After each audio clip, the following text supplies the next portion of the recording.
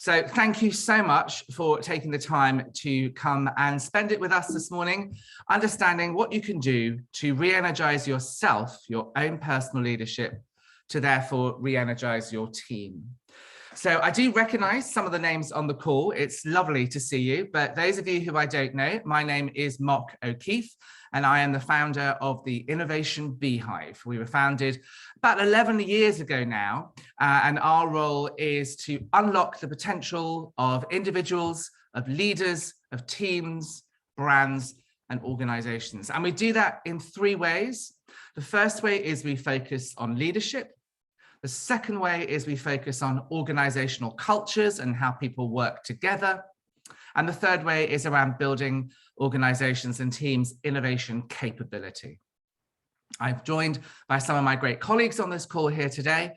And over the last decades, as someone once described it, of me working within the world of innovation, I have noticed that some things emerge consistently in those organizations where their people are energized, where they are motivated, where they're engaged, and where they are continually creative and innovative. And that is the existence of an innovation ecosystem, a clear direction, an environment which encourages innovation and is psychologically safe, an engine with systems and processes in place, and finally, where people are enabled and their capability is built to deliver innovation. And that is encompassed in my book, The Innovation Ecosystem. But you haven't come here to hear about me. You've come here today to understand about energy levels and how you can reset your energy levels. But before we start, I would just like to share a bit of a poll. I want to check how your energy levels are today. So hopefully you can see there on your screen, what are your energy levels like today? I am pumped and ready for anything. I'm doing okay. I feel the week is gaining momentum. It's Tuesday. I'm struggling a bit. I need to work hard to get myself engaged right now and energized. I'm exhausted and I'm hanging on for the weekend. And need I say that Christmas is around the corner. So we've got, interestingly, we've got 40% of us are pumped. Okay, it's gone down a little bit. Okay, well, why don't I share the poll? Thank you for doing that. It's just nice to do a bit of a check-in and see where we are at the moment. So our energy levels, we've got some people who are really up for it. We've got some people who are doing okay, about 50%, and then one person who's hanging on for the weekend. Well, I hope that I am able to energize you, motivate and engage you so that Tuesday will feel like the best day you have had in the week. So let us continue. Thank you. I do see that people are saying hello on chat. It's lovely to see people saying hello. And we will use the chat function later on in our session this morning as well. So at the beginning of the pandemic, the Innovation Beehive, well, we undertook research to look at big previous global disruptions. Things like Spanish flu, world wars, and other times of massive global disturbance, to see if there were some lessons and some guidance that we could take from those incidences and then share them with our clients. Because none of us had experienced anything like the events that were unfolding across the globe. I, for one, stopped watching the news at night because it became so frightening and so shocking. But we found that there were definite parallels in history that could guide us and give us some reassurance. So a major part, those of you who've worked with us in the past, you'll know a major part of our work with clients is using stimulus, and that's bringing something from the outside in. Often it's from a completely different sector or a parallel world. We bring that into the project or the workshop, and then we work with the client to unpick and codify the principles of that stimulus and then apply it back to their world problem. So we did the same with global pandemic and with incidences of disturbance throughout history. And the outcome of our historic review, which was conducted at the beginning of 2020, was this roadmap through uncertainty.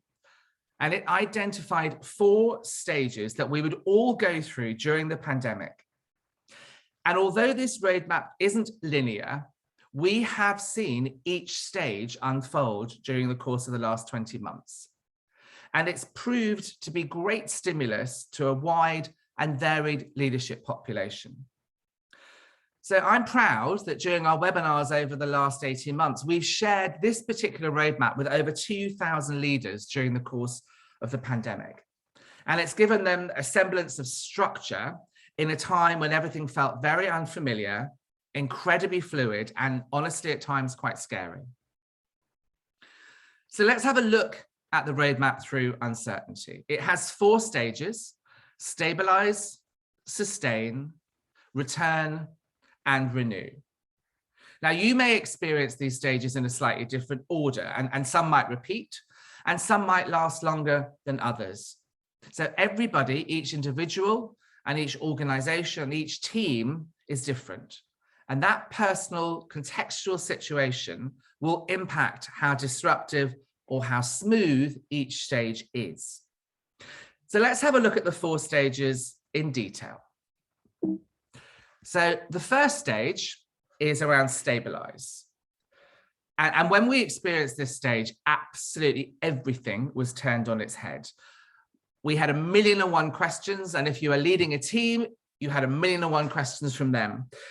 What is happening right now was the question we were most being asked. What is coming at us at 100 miles an hour? And during COVID, this stage really kicked in when we were told to work from home. We had to put structures and processes in place to manage our people, manage ourselves, and manage our workload. So stage 1 initially was, for many people, quite exhilarating, but also frightening. We were forced to think innovatively about how we worked and how we communicated. Many organizations discovered new opportunities and even new business models and new sources and streams of revenue. We experienced massive digital transformation and huge amounts of flexible working. The second stage is sustain. So at this stage, we began to realize we were running a marathon, not a sprint. It wasn't going to be over by Christmas, and Christmas 2020 was a very different Christmas than any of us had experienced previously. Those of us who had the luxury to work from home often felt we were living at work. Many of our furloughed colleagues could feel isolated, and managers had to work hard to keep engagement levels high. For those of us who weren't furloughed or who weren't flexibly furloughed, we ran socials, we had walk and talk meetings, and our conversation really focused on well-being and work-life balance. But in the second stage, sustain, we began to feel exhausted by the very technology that had felt so enabling in the initial stabilize phase. And phrases like Zoom fatigue began appearing in our vocabulary. However, we began to get the hang of this remote working thing. Many of us relished the lack of a commute. I know, living in Wales, I don't miss the 3 hours it takes to get to a meeting in London. And many people actually reported increased productivity. However, a lot of people, particularly those in the service, hospitality, and healthcare, were not able to work from home. And 2 tiers of society began to emerge. One that was safe at home, and one that brought packages and food to the door and cared for remote home workers if they got sick. The third stage is return. And for many of us, we will be experiencing or have experienced this, but it was always fragmented. And for many, it was not a one-off event. Additionally, this could be confusing and frightening. Managers worked hard, they ran consultation sessions, they trialed new ways of working, trying to ensure that colleagues felt safe as they returned to the office, and that some of the positives that had emerged throughout COVID, like new ways of working, like the use of technology, were not lost in the return to the office. The pandemic has created much more flexibility in where and when we work. I'm chatting to you today from my sitting room. We're not, usually before the pandemic, we'd be launching this and talking about it probably at Google's offices or at Airbnb. We're all sitting where we're sitting, and I don't have to come to you except through this screen. Hybrid meetings are becoming the norm, and we are continuing, I'm pleased, to put significant focus on well-being. But now we're moving to the last stage, which will form the majority of our conversation this morning. This is renew. And as we move into a world where we live with COVID, I'm really loath to say beyond COVID or post-COVID, we are living with COVID. It's about us as leaders facing forward with energy and enthusiasm for the future. Now, I think that this is an opportunity to both reset the business and to reset ourselves. But this stage is going to be hard, and I think quite possibly the hardest one yet. We are tired. Some of us are exhausted. You can see from the poll, some people are absolutely, it's Tuesday, they're waiting for the weekend. It's exhausting. Unless there's something great they need to do at the weekend or have on at the weekend. The question is, how do we renew ourselves and the organization when our personal energy levels are so low? Because as leaders, we have to renew both. The latter won't happen without the former. We cannot renew and move the business boldly forward if we do not personally have the right mindset or the right energy levels. And there are conversations about fourth waves, about varying levels of vaccine booster uptake, inflation, supply chain issues. We're dealing with those. And by the way, did I mention Christmas is literally just around the corner? So there's enough on our plates to take the last drop of our energy at a time when our energy is so needed to move us and the organization that we lead and the teams that look to us forward. So the question we're going to consider on this webinar is, how do we get the energy to move ourselves forward? Now, at the Innovation Beehive, we have been working hard to understand and codify how exceptional leaders lead. What we found through our research is they lead holistically, focusing on 5 key practices. So we'll have a look at those 5 key practices with an eye on how they might re-energize you, and then re-energize your team, and then the organization. So the 5 key practices of the exceptional leader are: they lead in head, they lead in heart, they lead in health, they lead in habit, and they lead in history. And if you are going to be an exceptional leader, you must practice these 5 H's on yourself first. You have to personally walk the talk before you're able to take your people on any re-energizing journey. You cannot renew without doing both. You cannot get through the 4th stage of the roadmap through uncertainty unless you renew yourself, to therefore renew your team and the organization. So, how does the exceptional leader renew using the 5 practices? Let's go through each one in turn. The exceptional leader leads in head. This is about making sure that you have all your business, processes, and systems in place. If you don't have these in place, you will be using energy levels to reinvent the wheel every time a situation or a problem occurs. Now is the time to look at things like your financial reporting systems and ask yourself, honestly, do I have the reports I need now in a world where customer habits have changed so significantly? Am I getting the data that I need now? It's an opportunity to renew your team structure. Where do people need to be now? And what do they need to be focusing on? How can you have the best people in the right place at the right time in order to respond to customers' changed needs?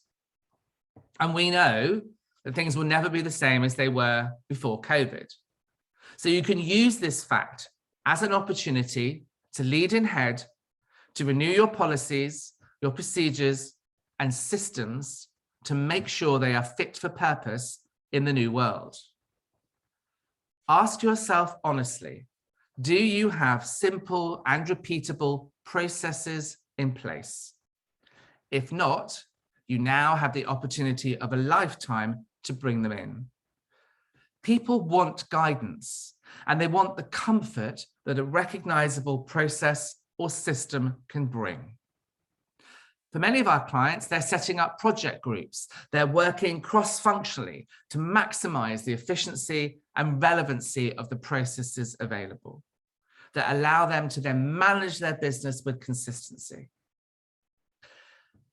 So by focusing on leading in head, you will avoid spending energy on constantly reacting and constantly reinventing, because that is exhausting. The second practice of the exceptional leader is leading in heart. Now, this requires you to have the courage to have a meaningful conversation with yourself. When you have this conversation, I want you to really consider what motivates and inspires you, and ask yourself, is it the same now as it was pre-pandemic? What is your duvet chuck? Why do you throw back the duvet and get out of bed in the morning? What puts a spring in your step? Take time to reconnect with, or to write out some life goals. What kind of life do you want to live? And how is the work you're doing now moving you closer towards this? Think about the business that you work in. What is its impact on the world? What is its purpose? Does that purpose fill you and fill your heart with passion, pride, and inspiration? The pandemic has helped many of us to put work into more context. It's therefore important to check and see if your work continues to motivate and inspire you. Because if you're doing something that you don't believe in, or that doesn't motivate and inspire you, it will zap and drain your energy. If we can see how our work and the purpose of our organization fits in with our life goals, and we understand how it impacts on the impact we want to have on the world, we will be fired up, we will be re-energized, and therefore be more able to meet the demands going forward.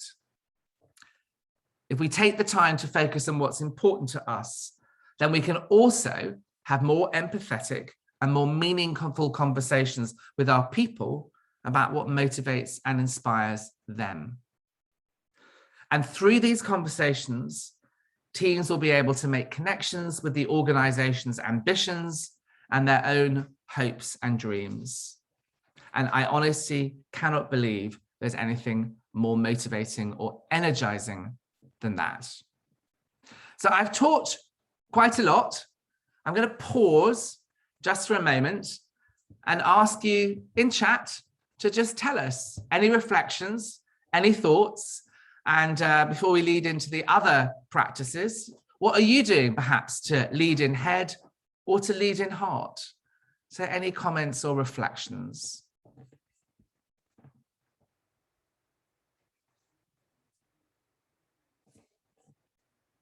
Don't be shy. I'd love to hear from a couple of you there.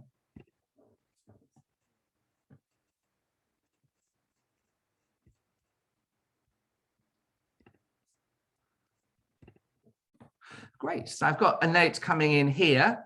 Definitely taking a moment to reset and renew myself first means I have a stronger foundation to help my team. Absolutely. Thank you for that. Just taking a moment to reset and renew myself first. Yeah, focusing on getting yourself in that place and then being able to cope with the team and to give to the team.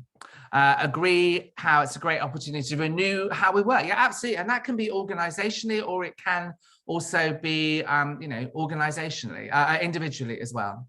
And then Andy, after a recent close bereavement, I'm now reassessing how I look after myself and I meet my needs. I can look forward after a long period of putting others first. Thank you for sharing that, Andy. I think all of this is saying we just need to take a little bit of time to focus on ourselves and put things in place that help you to do that. Accepting that change takes time and a good period of reflection. And so many of us have been so busy. We're always busy. And there has been an opportunity, unwelcomed at times, just to pause, to stop, to think and reflect. I was running around, running this business, traveling all over the world, US, China, wherever I needed to go, Eastern Europe. Suddenly I was stuck in my sitting room, conducting all my work remotely. And actually, it's made me think about, what do I want in my life? I've now gone to 4 days a week. I'm now studying a master's in history, something I would never have thought about 20 months before. Amanda, I've moved to a more agile way of working. So rather than specific projects, more goal-orientated programs, giving autonomy to those involved, giving autonomy, absolutely a wonderful way of giving energy. Trying to embrace working officeless in a more agile way. I know that can be a struggle for some. I find I move around the house. That helps me, not staying in the same room. Reminded to use my management leadership skills with my family, especially my teenager. That's interesting there, actually. I remember though, with an ex of mine, when we were having a row, saying, okay, well, obviously you've got a disagreement here. Let's just understand each other's points of view and trying to find how we can work together. And he would just shout, look, don't go all HR on me. I just want to have a row. So sometimes they can smell our management techniques, sniff them out. Thank you. Thank you for sharing that. Thank you for being so honest and open. So let's have a look then at the third practice of exceptional leaders. And this is leading in health. So conversations around well-being and resilience have increased exponentially over the course of the pandemic. And that's great. That's a fantastic development. However, I would suggest, and this might be personal, but this has often just become another thing we need to do, another stick to beat ourselves up with. It can be just another job we haven't had the time or motivation to do. So to help you re-energize and to lead in health, I suggest you don't set yourself the goal of running a 5K run. Couch to 5K, fantastic app, but don't start there. Rather, look at implementing some micro habits into your life. Micro habits are small things you can do that take minimal effort on their own, but cumulatively can have a massive impact. So could you do 2 minutes of stretching in the morning? Not an online yoga class that you have to book and then probably won't turn up for, but just like a downward dog, a sun salutation in your PJs first thing. And then let that be enough. I do that every single morning. Sometimes it can be 90 seconds. This morning I was so busy, it was 30 seconds of stretching. It was just a little micro intervention to get things moving, to focus on me before I ran and focused on the day and what I needed to do. Could your version of well-being just be substituting a cup of coffee after 4 p.m. with a herbal tea? So just a small reduction in the caffeine you're taking. So hopefully you'll get a better night's sleep. Ask yourself, what small micro intervention can I do that's uniquely focused on taking care of myself? There's probably lots we can do, but that's the point. There is always more we can do, and there are always bigger things we can do. But by ensuring we identify the small things and then doing them consistently, we are building up our personal energy stores, taking care of ourselves first, so we can then take care of our people, who can then take care of the business. The fourth habit of exceptional leaders is my favorite, the fourth practice. This is about leading in habit. It's about putting a time aside to recognize how far you have come in the last 20 months. Getting into the habit of recognizing and reflecting on how well you have adapted to change, how well you have moved with agility to meet the needs of the business as they continued to change. This is about taking some time out to celebrate your own personal achievements. And this will begin to refuel your personal energy backpack. I literally visualize a backpack like Jetpack, that old Atari game, on my back and see where my energy levels are. By taking a moment to congratulate yourself on what you have done and what you have achieved, you are refueling your backpack. So after today, if you do nothing else after this webinar, just take a moment to celebrate you. Do this formally. I recommend, and I do it, I put time aside once a week just to celebrate your own success, not focusing on what you could have done better, but calling out to yourself what you have done really well that week.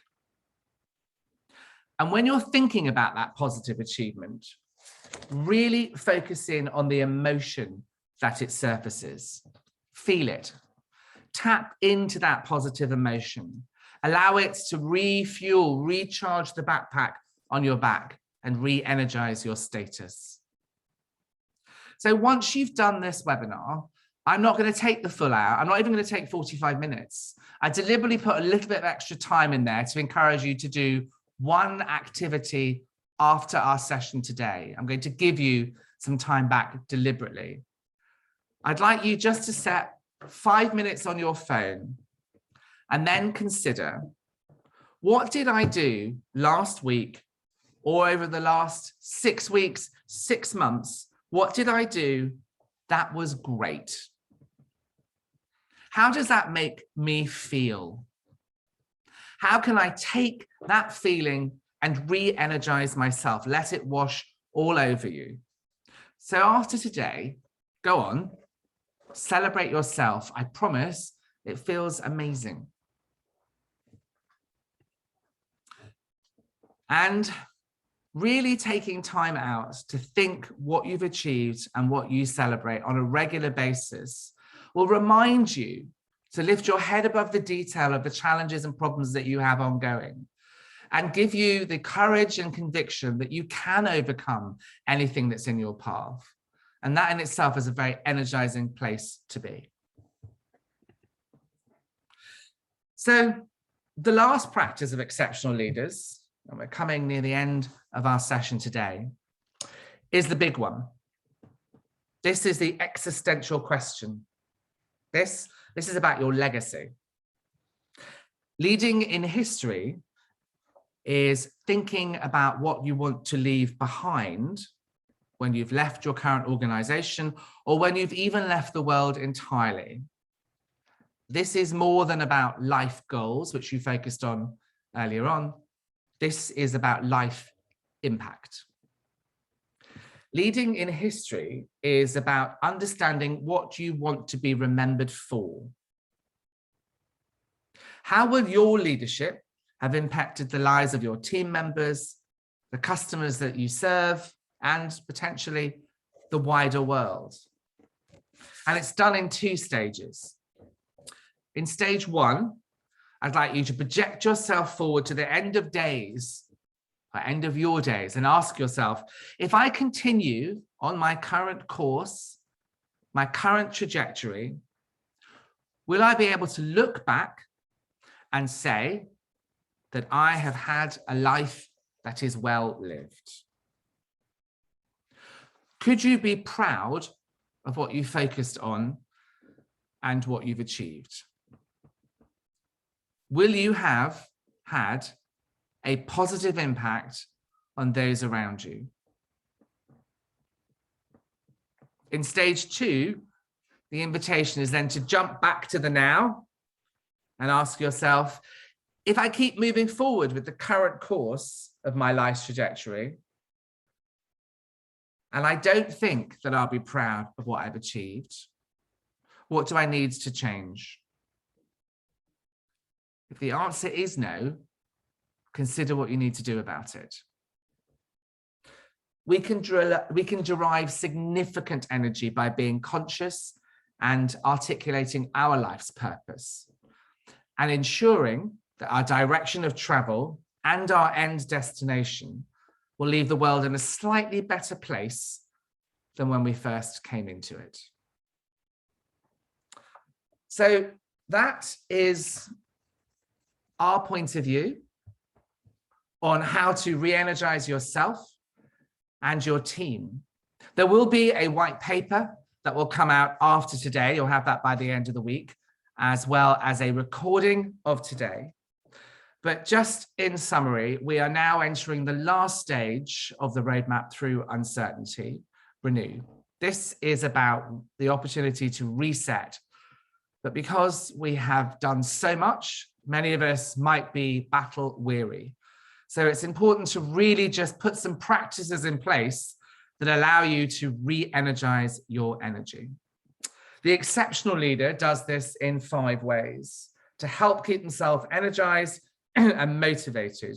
They lead in head, they lead in heart, they lead in health, they lead in habit, and they lead in history. So as you move forward through the renew phase and through the last stage of the roadmap through uncertainty, use each of the 5 practices to reset your personal energy levels, to reset yourself, reset your team, and reset your organization. But focus on yourself first and then move through renew. So thank you very much for your time today. As I said, I deliberately made the webinar in the diary invitation a little longer because I invite you now to spend some time reflecting on those 5 practices, but particularly I invite you to celebrate you. Spend some time thinking, what have I done in the last week, the last 6 weeks, or during the course of the pandemic that I am most proud of? Not what could I do better? What am I most proud of? And then write it down. So I hope after today, you'll all be setting 5 minutes on your phone, focusing on what you've done well, celebrating you, tapping into that emotion, and re-energizing the backpack on your back. So thank you so much for your time. I look forward to hearing any comments from you on email, mock@innovationbeehive.com. And do look out for the email that will come from me with a recording of today and our white paper. Take care, be safe, be strong, and go energize.